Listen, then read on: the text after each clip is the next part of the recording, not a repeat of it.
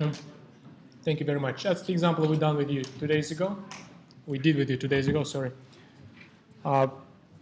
We saw interesting things about this example.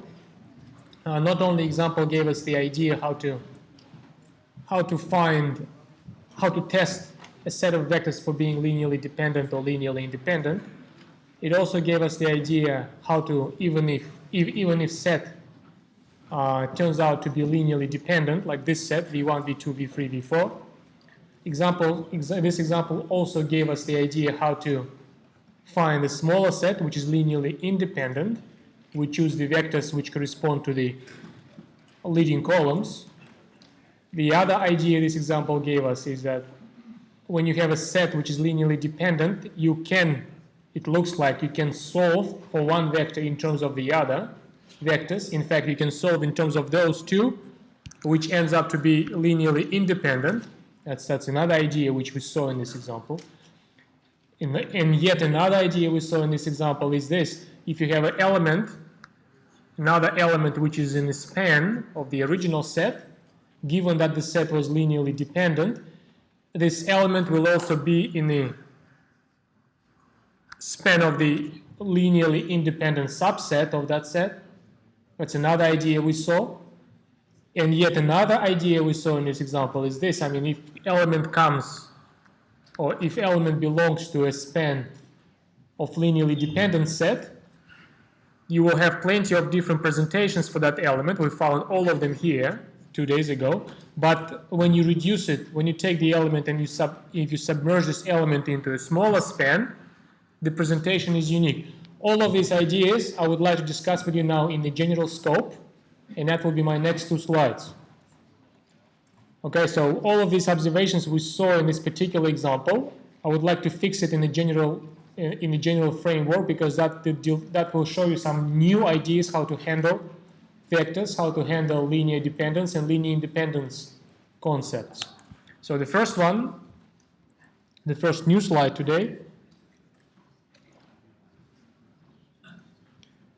I'd like to address this issue of that you can solve for one vector in terms of the others when you look at a linear dependent set. This issue, I will frame this issue as a lemma. So we start with this setting like this. We will have n vectors. You can think of that example we had before. In that case, we had 4 vectors. So if this set is linearly dependent, that's a setting we had with you on that example, then there will be an element. You see, this is a symbol which reads exists. There is an element, sum of the element within this set, such that this element belongs to a span of, you see, other set S1, which is, look what the S1 is. S1 is the one, I mean, it's a set where Vk is removed from S. This symbol, this slash line or the stroke inclined to one side, is called the set difference.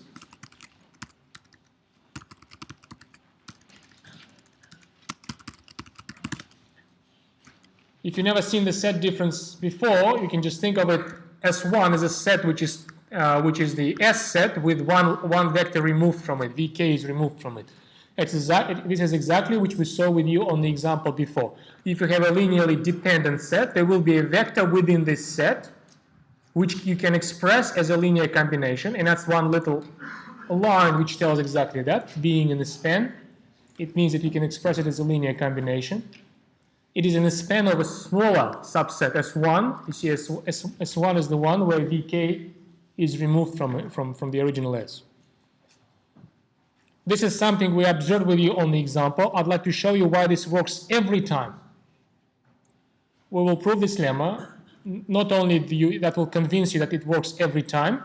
The proof, in fact, very practical. The ideas of the proof, these ideas, they appear in many examples in the yellow book. So not only the statement itself is valuable here, but the ideas of the proof we're about to see is also, the ideas of that proof are also valuable. The other thing, actually, this is half of the lemma. The second statement in this lemma says this. The span of the original S is as big as the span of this smaller S1. So that's another thing which we saw before in the example.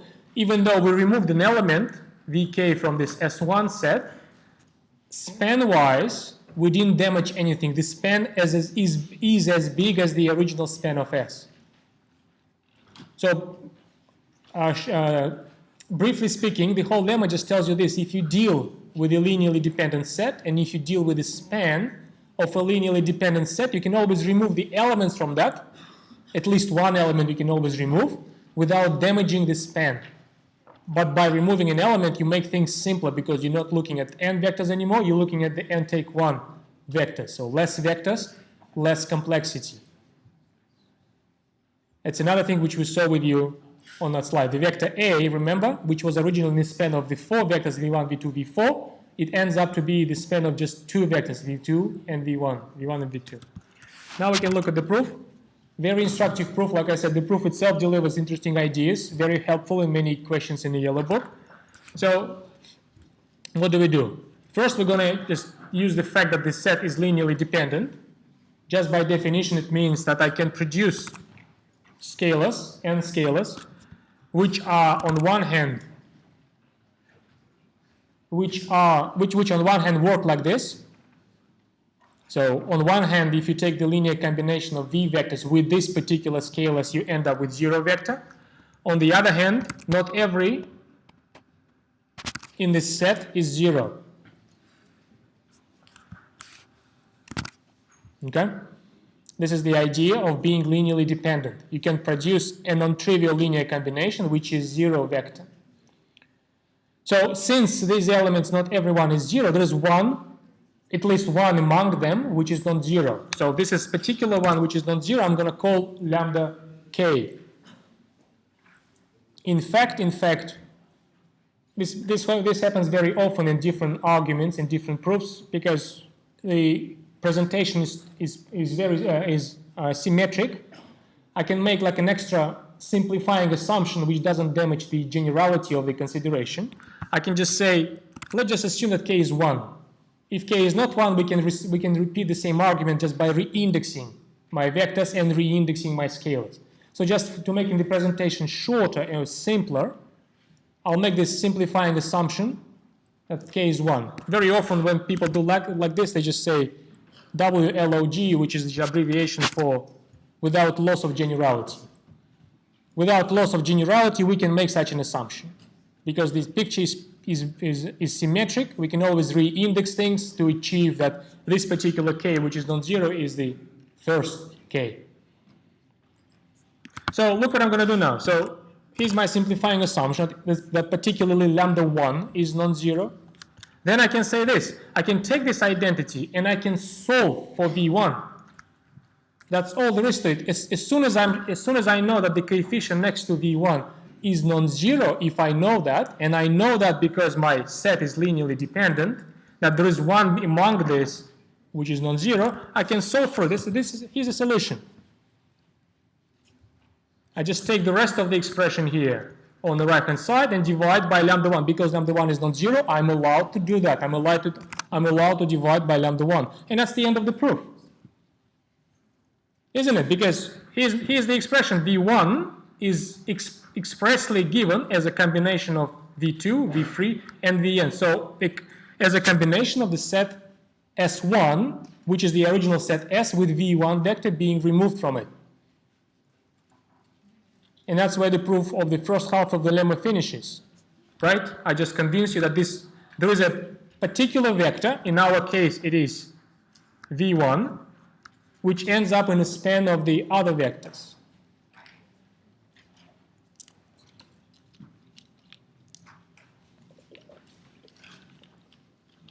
The second part is a little bit longer, just a little bit. I mean, the second part of the statement, this part of the statement. That you're not damaging the span by removing a vector. So now we have this particular vector, distinguished one v1, which is expressible as a linear combination of the other, and take 1 vectors. Now I want to convince you that if I now remove this vector, the span of the smaller set is as good as the span of the original set. Normally when you argue identities between sets, This is a set, isn't it? It's a subspace, but it's a set, and this is a set. Normally, when you argue identities between sets, you need to do it in two stages. You need to show that every element of the set on the left-hand side is also an element of a set on the right-hand side, and the other way around. Every element of a set on the right-hand side is an element of a set on the left-hand side. Every time someone or you or any book or any textbook argues identities between sets, these two stages will be present, explicitly or implicitly, but they must be there. So here's my argument. I'll start from, I'll take an element from the right-hand side, and I'll convince you it will be in the left-hand side. So that's the first stage. Here's my element. I choose a random element from the left-hand side. x1 it is. Oh, sorry, x it is. I give a name to this element. Because it is from the left-hand side, from the span of S1, the span which is here, just the definition of a span says this vector will be representable as a linear combination of elements in the set S1. S1 is a shorter set. Here it is. If I now make a minor alteration of this identity, if I make this alteration, if I introduce one extra term in this identity, which is a zero term, effectively, see, I just squeeze in one extra zero here. I take v1 times zero vector. Then the whole expression becomes a linear combination of the largest set, S, isn't it? Because now v1 is formally present here, even though actually it is not present there because there's zero coefficient next to it. But formally it is present, and so this whole thing is the element of a span S, which is the left-hand side here. My first half of the argument is over. I took a random element from the set on the right-hand side, and I showed that this element will be an element of the set on the left-hand side. To fix this in the writing, that's how we write this. This symbol, you saw it before, it's a subset symbol. So we just, my argument here in these few lines above, it shows that the span S1 is a subset and span S. It's an easy part. It's another very typical thing which happens when you argue identities between sets. It will be two parts in the argument. It very often happens that half of this, one of the parts, so half of the argument is easier one than the other. So this one is the easier part because all I needed to do is just introduce this fake term. The other part, now I take an element from here, and I'll convince you that this element will be in this span, even though S1 is smaller. That will be the essential part of the argument. So look at this. Now I start the other way around. I take a random element from the left-hand side now. That means that this element is representable as a linear combination of vectors in S, which is a larger set. That's the linear combination with some coefficients, mu1, mu2, mu_n, and so on. I need to convince you that I can shrink this representation. I can come up for this x now with a presentation which doesn't carry any v1. If I can do that, that will be enough to conclude that this element x is also in the set on the right-hand side. Look what I'm going to do. I'm going to use this. This earlier solution for v1 we have found, that's where it's going to come handy.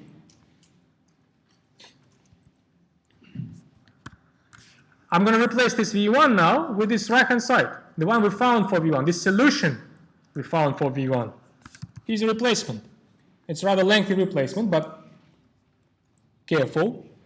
Here's all of the terms from here. I just squeeze them in place of v1 in here. The other terms I just copy.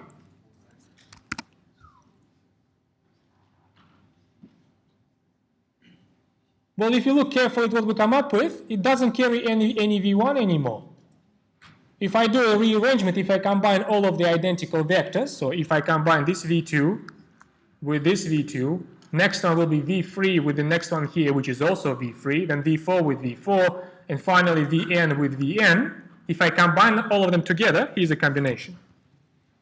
Here's a combined coefficient next to v2, mu2 from this term, and negative lambda 1 or lambda 2 and lambda 1, sorry, from this term. And mu1 is a common factor. combined coefficient next to V3, you can guess that what that will be. It will be mu3, mu1, lambda3, lambda1. All of these combined coefficients, this is the last combined coefficient. We can write them all up. But what's important is this is a linear combination which no longer carries V1 in it. This is a linear combination of the elements of a smaller set, S1.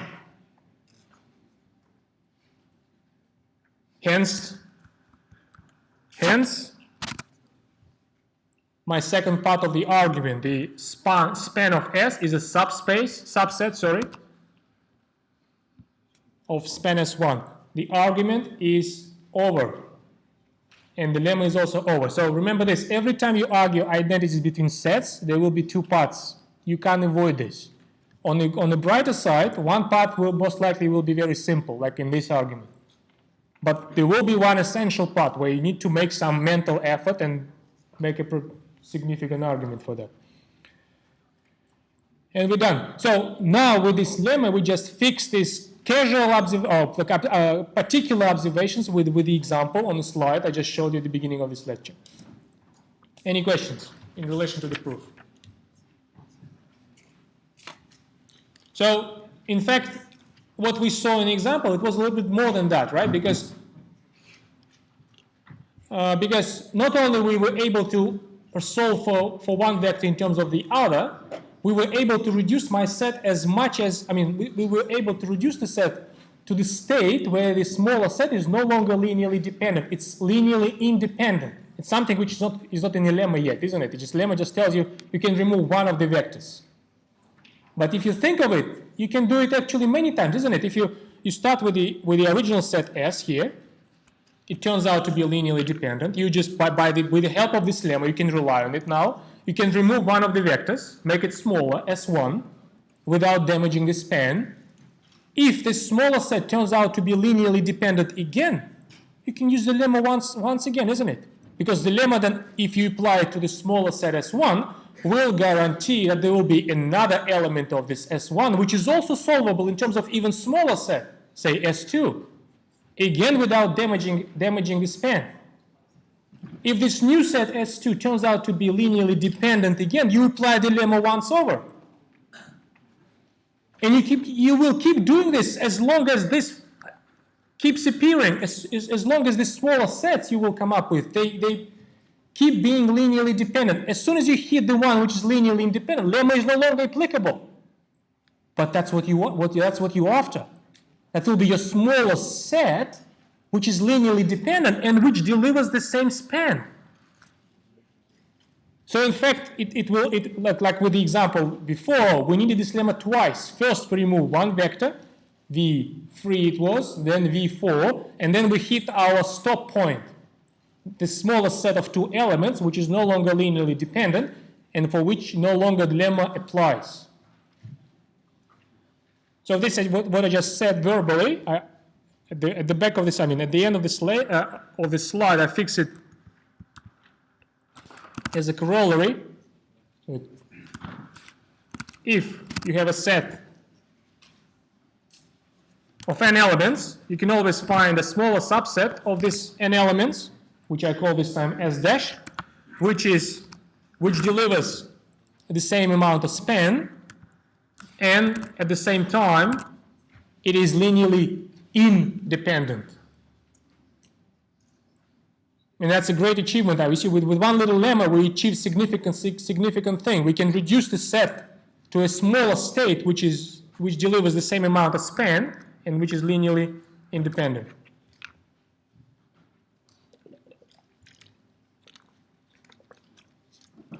One little question stays on the left in relation to the slide.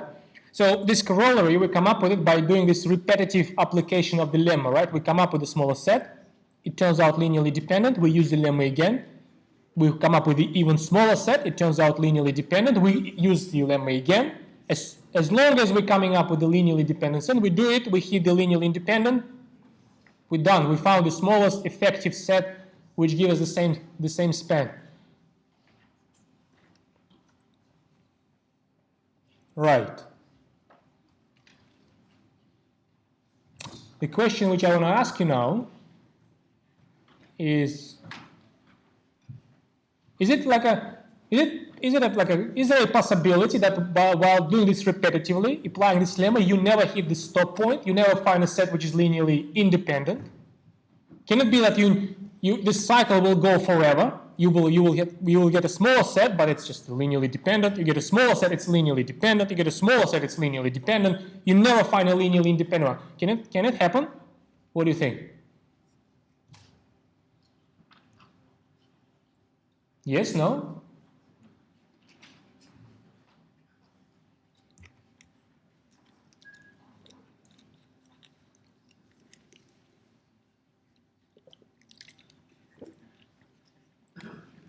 Well, for one thing, it can't go forever because on every step we just remove a vector from a set, right? The set originally had some finite number of vectors, so if you remove a vector on every step, you can't have infinitely many steps. But at some stage you will hit the empty set.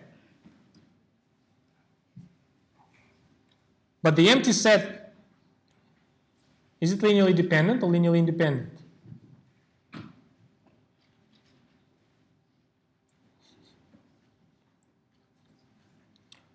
Well, strictly speaking, if you ask me, well, we didn't define linear dependence or linear independence for empty sets, so actually that's not really an appropriate question.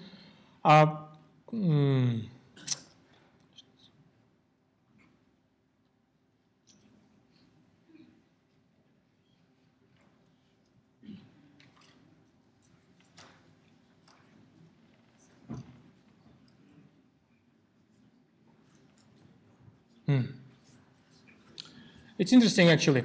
Well, I'll tell you what's happening here. You need to make this corollary correct, we need to make an assumption that the span is not a zero subspace. Otherwise, this doesn't make sense. What I was thinking about, I took this pause to think about, there must be something wrong with our lemma. There's a place in our lemma where we overlook this.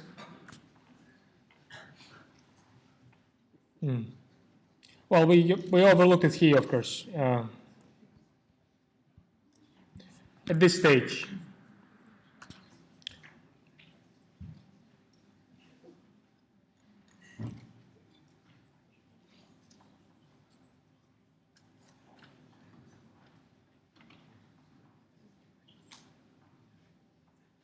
Yeah, we overlooked it here. I mean, like this lemma only works when a set has two or more elements, because otherwise this one doesn't make sense.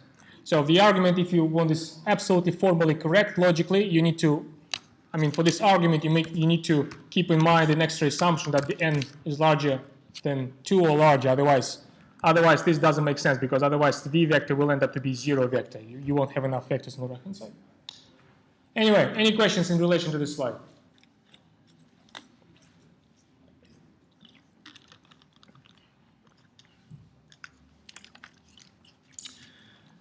Okay, I have another slide which will again show you the general context of these observations from the example we did 2 days ago.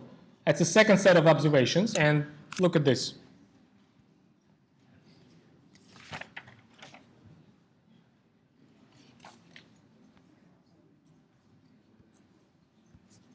It's a simpler one.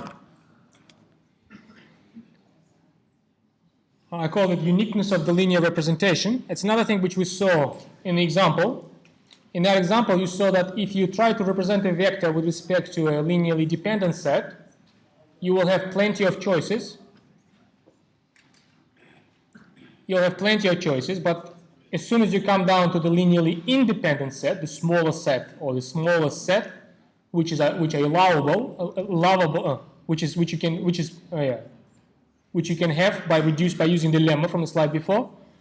The representation is unique, and that's a general fact, which I'm going to fix in my lemma. So look at this. If I have a set of n elements, which is now assumed to be linearly independent, and you have an element in the span of this n element, if you have a vector in the span of this set S, being in a span, it's just A is representable as a linear combination of elements of S. If you have such a setting, this representation is always unique. So if you try to represent a vector with respect to a linearly independent set, if there is a representation, it is always unique. And here's the explanation of what I mean by unique. It means that if you come up with some other presentation,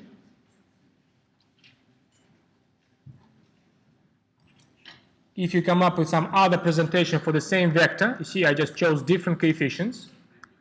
If it happens that you found another presentation, you don't have much of a choice, but the presentation will be the same as the first one. So the first coefficient mu1 will be the same as the first original coefficient.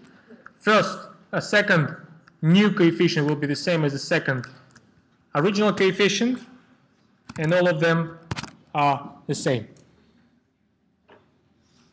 That's the second thing about presentations, linear presentations, or linear combinations of linearly independent set, which you need to know. And again, the argument is very short for this, but as before, it delivers some useful ideas for many questions in the yellow book. So look at this, why this is so. All we need to do, in fact, we need to equate this right-hand side to this right-hand side. So let's just make this assumption. We have an element, A, in a span, which on one hand, which has two different presentations, one of them like this, and the other one like this. Because it's the same element, I can equate these two different presentations. Here's my step. That's one presentation. Here's another one. It's all because it's just this is both of these expressions, they're equal to the same vector A. Both of these expressions, they equal to the same element A. So what I will I'm sorry. What I will do now, I just take everything on one side. I combine identical x vectors. So my joint coefficient next to x vector, x1 vector is this. It's lambda1 take mu1. My combined coefficient next to x2 vector is lambda2 take mu2. The same process for the rest of the vectors. The last vector as the combined coefficient lambda n take mu n. Right-hand side becomes 0 vector. And we end up with what? We end up with a linear combination of my x1, x2, xn vectors being 0. Given that my vectors are linearly independent,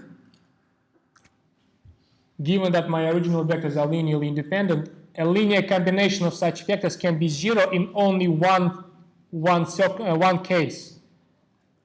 In the case when every individual coefficient is 0. So every individual bracket here must be 0 because my set is linearly independent.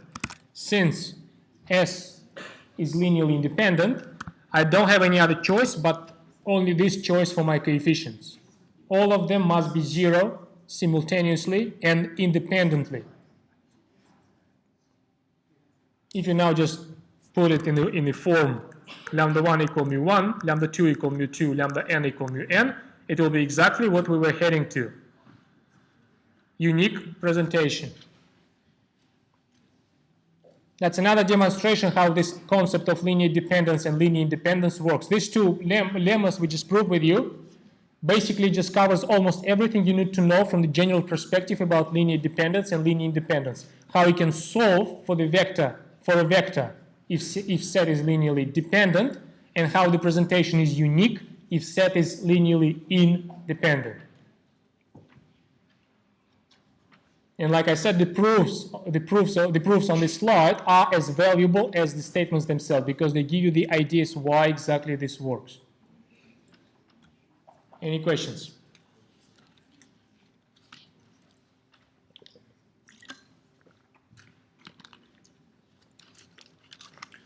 Okay, so on the top of these two results, fundamental results about linear dependence and linear independence set, there will be a few other results which we no longer can prove. Proofs are longer, harder, and I don't think you are at the stage of your mathematical evolution where you can understand them or benefit from them. So those results, for the purposes of this subject, you just need to remember them and need to know how to use them. I'll combine them on a few slides. I just show you, not today, but one of them will be today. And after that, I'll show you a few examples where all of these general results now reused again, and I show you how one of the examples, how we can use them. So let's just first discuss these extra results about linear dependence, linear independence. I collectively call this slide comparison theorem. Did I call it a comparison theorem? No, I call it a span comparison theorem. Yeah.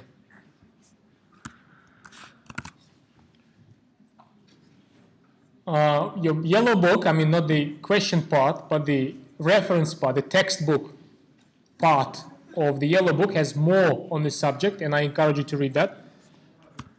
So look at what we're having here. I'll have two sets. I'll have two sets of vectors within a vector space. I'll have two sets of vectors within the vector space. One of them I called y, one of them I index with the letter y, the other one I index with the letter x. And you see we have different number of elements, in general m and n. We make an assumption that one of them is linearly independent. I choose B to be linearly independent. So there are a few facts you need to know in this setting. A few facts which compare B and C, or in fact compare spans of B and C. Here they are. Well, that's what I call a span comparison theorem. Yellow book has more on this, but for our purposes, we just need to remember the statement of it. If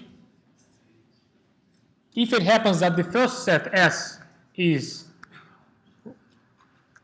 this sort of relation, we call it spanning. If it happens that the S is spanning, then the number of elements in S is larger or not less than the number of elements in B. You see, M is greater or equal than N for Nicholas. Corollary of this observation is this: if it happens that the span of S and span of B are the same, so if these two sets spanning the same amount of vectors, if they're spanning the same subspace, again the same conclusion stands. I call it a corollary. I call it a corollary because you can see this by just choosing this span to be V. If you just choose span to be V, that's all you need to see this corollary. Second one, again, corollary of the same observation. It says this: if the two sets spanning the same amount of vectors, and you have extra assumption that S is linearly independent as well, B was originally linearly independent, this time number of elements must be the same in both sets.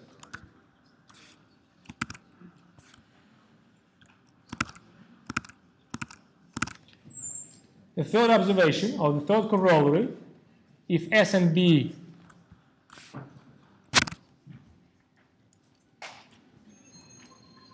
are bases in V, again, the same thing stands. Basis, if you remember, it's a set which is spanning and linearly independent at the same time. In fact, it's already here, because this relation tells you that they are spanning. This relation tells you that they are linearly, or these assumptions, they tell you that these are linearly independent. How many more? Well, there's just only one definition now left. This last corollary, which tells you that if you have two different bases in the vector space, they could not possibly have different number of elements. This observation, it just gives the idea for the following definition.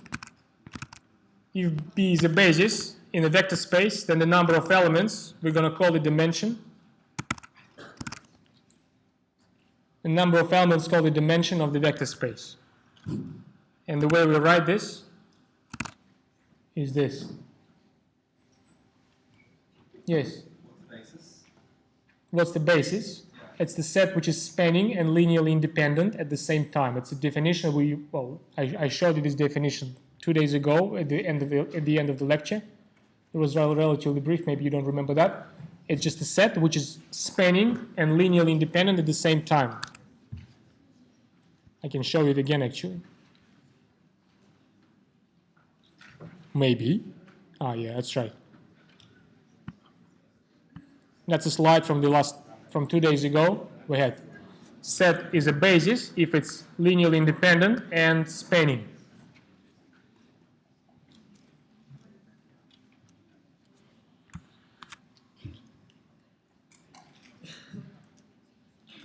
So this interesting fact that the bases are always have the same amount of elements. It's just the idea behind the dimension. We can call the number of elements in every basis dimension, and that's another term which you need to add to your vocabulary. Any questions?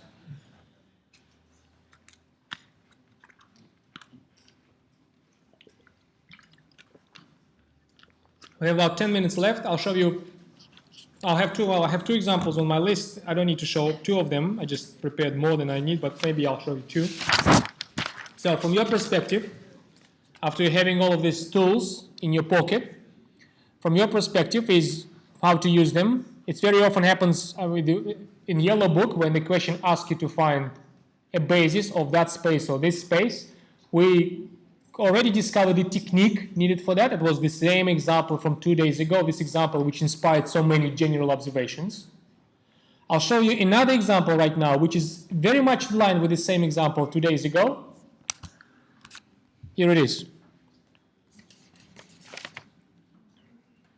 In fact,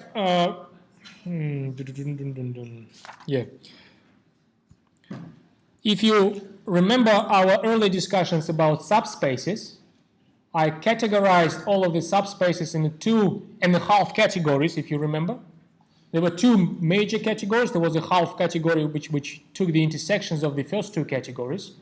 Those two major categories, there were orthogonal complement subspaces types and spans. Like I said, any example of a subspace in the Yellow Book falls in one of these two categories. So given that you will be very often asked to find a basis in this or that subspace, we can kill all of these birds with just two stones. One of the stones will go into the span category of the subspaces. The second stone will go into orthogonal complement subspaces. The techniques, so we need just two techniques, and there will be two different techniques for the first category and for the second category. For the first category, or in fact, originally it was an index number 2, it's the second category, span subspaces. The technique, you have seen it already. It's the same example from 2 days ago. I'll just reiterate this technique in the one extra example just now. Look at this. It's a tutorial question 61. It has 4 vectors in there, numerically given.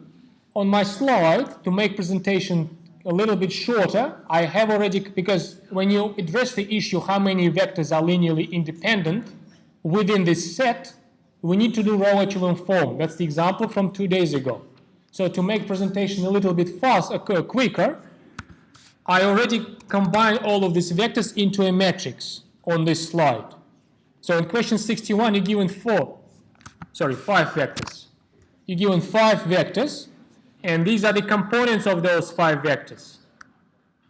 It's x2, this is x3, this is x4, this is x5. I have already combined them into a matrix just to save space on the slide and to save time.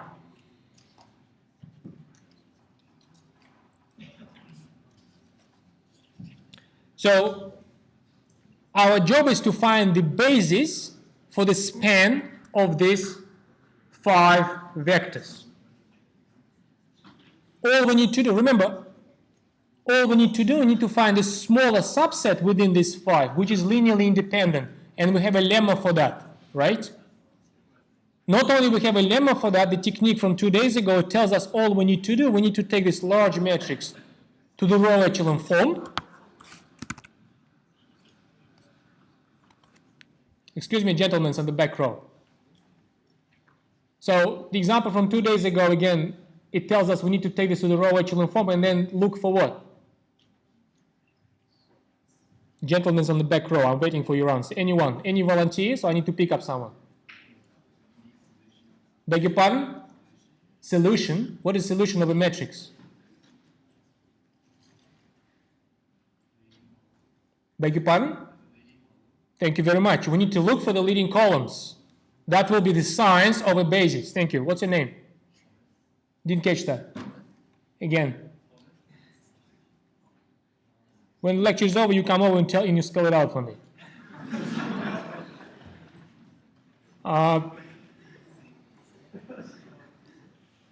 Right, so we take this to the row echelon form. Again, I pre-compute the actual row echelon form for you. Yeah, so, and actually, let me just give a name to this matrix. I'll call it a U. Maybe it's too early, but it doesn't matter. This is a row echelon form. Like it was suggested by this friendly gentleman in the back row, we need to find the leading columns. In this particular case, it will be 1, 3, and 4. These are the signs of the smallest possible subset, which is linearly independent within this huge element, set of 5 elements. So in my set, x1, x3, and x4, they just together, they are linearly independent, and they span as much as the whole original set of 5. So that's right. So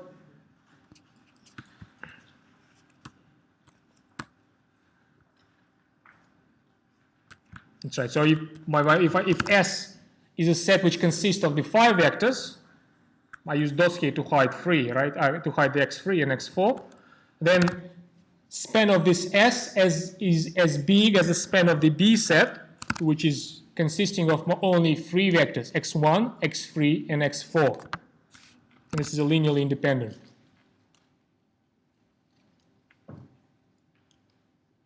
If you remember, when we discussed with you categories of subspaces, for the spans in the context of n tuples, we also had this kind of structure. We have this structure, all possible results of multiplying a matrix by vectors in some n tuple space. The term which I used to refer to this result, it was span in Fn lemma. So it was the second category of a subspace, and now this single technique tells you how always you can find basis in this category of subspaces. All you need to do, you need to combine them into a matrix, take it to the row echelon form, and collect the vectors in the original matrix, which correspond to the leading columns. This is, by the way, another name for the same category of subspace. It's called column space of the matrix A. It's another name, I never used it before, but it's just a name, column subspace of A. But it's another name which appears often in the yellow book for the same subspace. Factually, this is the span of S. Factually, this is a span of the original S. So if the question was, and the question, in fact, I think it was in the question 61, the question was find the basis of the column space of the matrix A, or basis of the span of the first 5 vectors like this. If the question goes like that,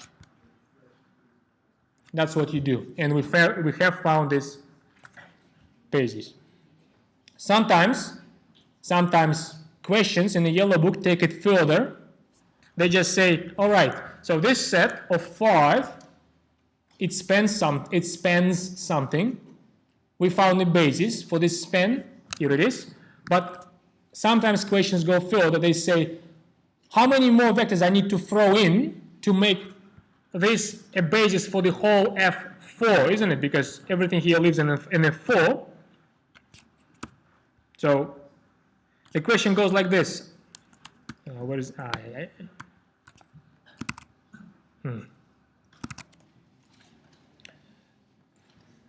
The question goes like this. It's asked whether if you span your S, whether you will end up with the whole F4, the space of all 4 tuples. The answer is no, and that's how you can argue that. You can say, we certainly know that F4 is spanned by the standard vectors like this, E1, E2, E3, E4. These are the vectors which have, this one has all zeros except 1 in the first place, this one has all zeros except 1 in the second place, similarly this one in the third place, this one in the fourth place. This is something we call the standard basis of F4. We know that this one spans the whole F4. If you make an assumption that for a second that F4 is also spanned by S, by this larger set of 5, because span of S is as good as the span of B, you have your contradiction. One of the comparison theorem from the slide before tells us that if something is spanned by 2 different sets, and these 2 different sets linearly independent, number of elements in these sets must be identical. Something, F4 in this case, is spanned by 2 different sets, these ones, and both of these sets are linearly independent. This is linearly dependent the way we argued 2 days ago. This one is linearly dependent, which I discovered this in equation 61. If something is spanned by 2 different sets and they are linearly independent, number of elements in these sets must be the same. It is not the case here. We have 4 elements here, 3 elements here. This is a contradiction. That's why this assumption is the wrong assumption. And that's why the answer to this question, whether we can span F4 by S, is no, we cannot. So some questions in the yellow book go one extra step. Now they say, okay, this set doesn't span. This set S or as set B doesn't span in F4. How can we build a set which does span F4 in a way that it contains as much as possible elements of these 5? So how can we complete this set in a way that the resulting one, how we can throw in extra vectors into a set so that the resulting one in fact does span F4? The method which you use to do that is this. You just say this, okay, what if I take all of these 5 as a set? What if I take now all of these 4 and throw them all in? I'll have a set of 9 vectors, isn't it? If I just take them all together. These 9 will span F4. No doubts about that. They will, because just the last 4 of them do. So the other 5, they just will be redundant. Now, from this huge 9-element set, we can do the same trick that we've done here. We can now reduce it or refine it to a smaller set, which is linearly independent, without damaging the span. But this time, the span will be what we're looking for. The span will be F4. So if I now take this huge 9-element set and I repeat this algorithm of refining this set to a smaller one without damaging the set and which will be linearly independent, that will deliver what I need. So if I build this now huge matrix for this 9-element set, and I do it symbolically now, here's my huge matrix where I replace columns with symbols. First 5 columns from here, the other 4 columns from here. I split them with a bar just to distinguish the columns because I need to borrow as much as I can from here and then took the extras from here. That's why I put a bar to split them, to keep them separate. If I do row echelon form on this huge 9-element matrix, you don't have to do it by hand. All of you have access to Maple or MATLAB. You can do it there. I pre-computed this to us. So I do it symbolically again. There will be some result. Again, will be matrix on the left-hand side, matrix on the right-hand side. On the left-hand side will be the same U as before. On the right-hand side, I gave a matrix named V, and that's the V which is pre-computed for you. That's the V which will be there. Now I repeat the same steps. I need to choose from this now large matrix, or this large matrix, 9 columns long, leading columns. 3 of these leading columns will come from the U part, 1, 2, 3, and 1 extra leading column will come from this side. And I can, in fact, I can choose any, either this one, or this one, or this one, or even this one. And this observation tells me that if I add to this set one of these vectors, no matter which one, I will end up with a linearly independent set which spans the whole F4. So each of these choices individually solve the problem. Each of these choices individually, they solve the problem. That will be the smallest subset within this large 9-element set, which spans as much as the original 9-element set, and on the other hand, it is linearly independent. That is another thing, another technique which you will use often across the yellow book.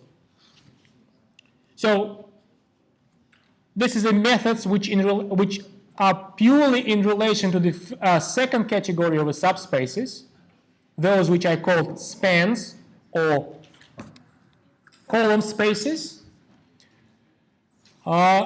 The first category of a subspace is those which I call the orthogonal complement subspaces. For them, there is another technique how to find bases. It is a lot easier than this.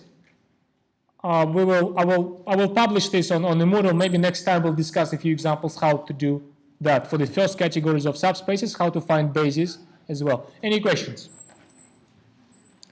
Thank you very much. We're done today.